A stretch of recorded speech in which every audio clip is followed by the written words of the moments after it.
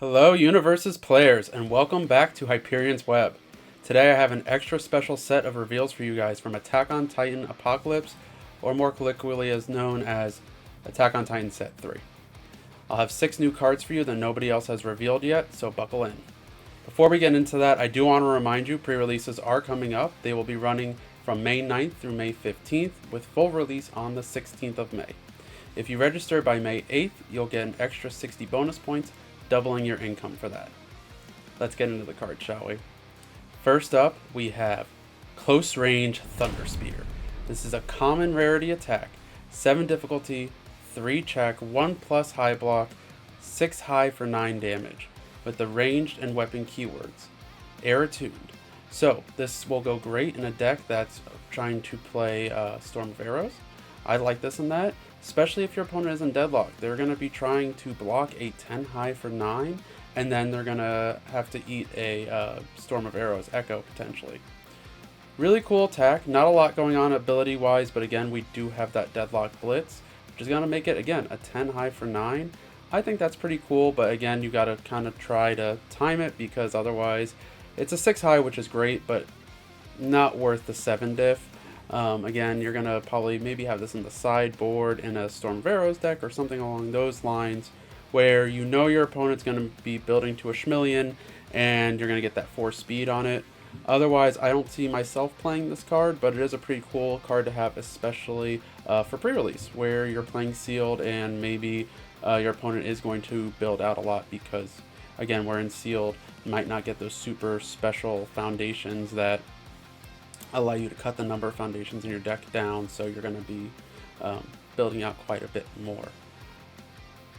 That's Close Range Thunder Spear. I love the art on it. It's such a cool card as far as the art, but again, I don't see myself playing it in many of the decks I would personally be playing. Next up, we have a foundation. It's I Can't Forgive You. It's an uncommon foundation. Again, we're air attuned here. 4 difficulty for 5 check. 2 plus mid block. This is a response after you play this card, clear it from your card pool.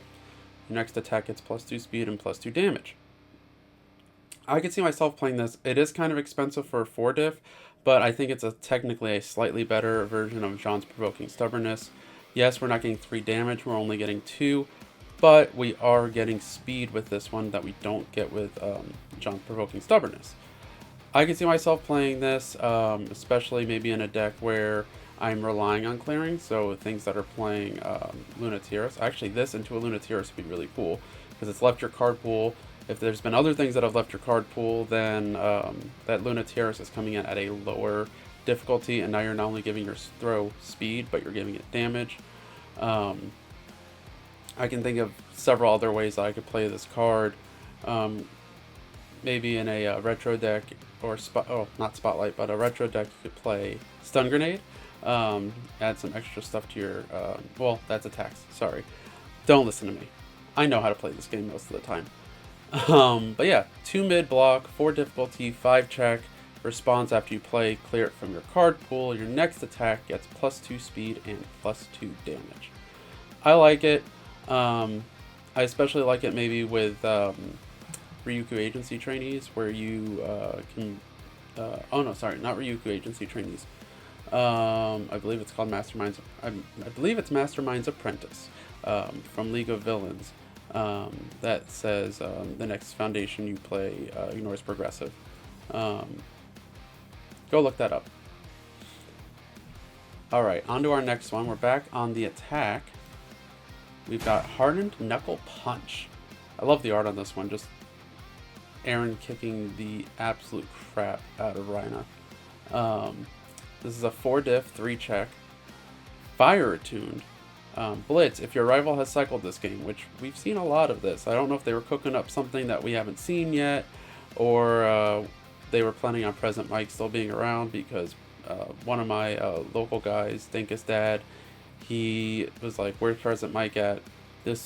All this if your rival has cycled this game would be really cool.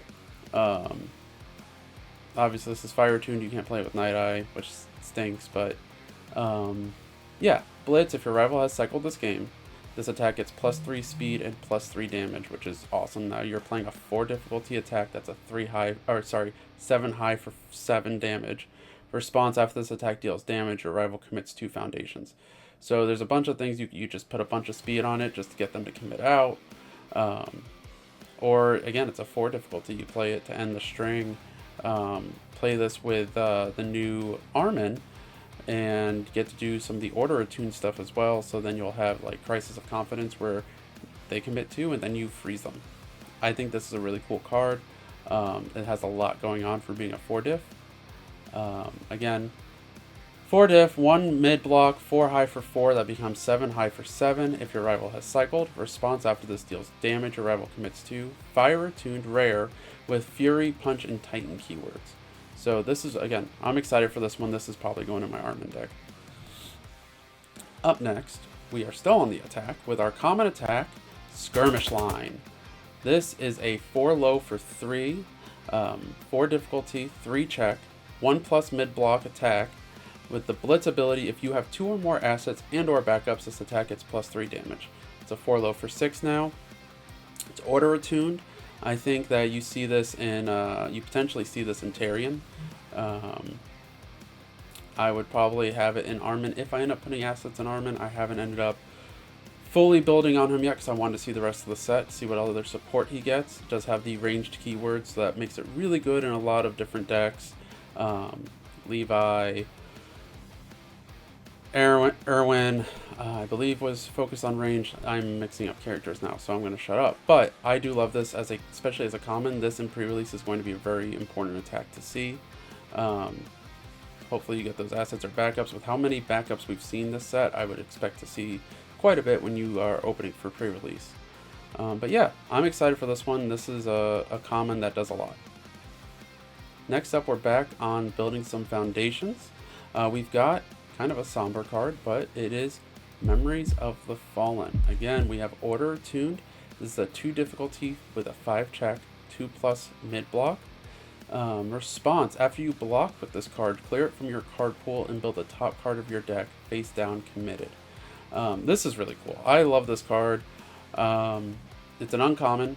Again, I think I would play this definitely in my excuse me, my Jean deck.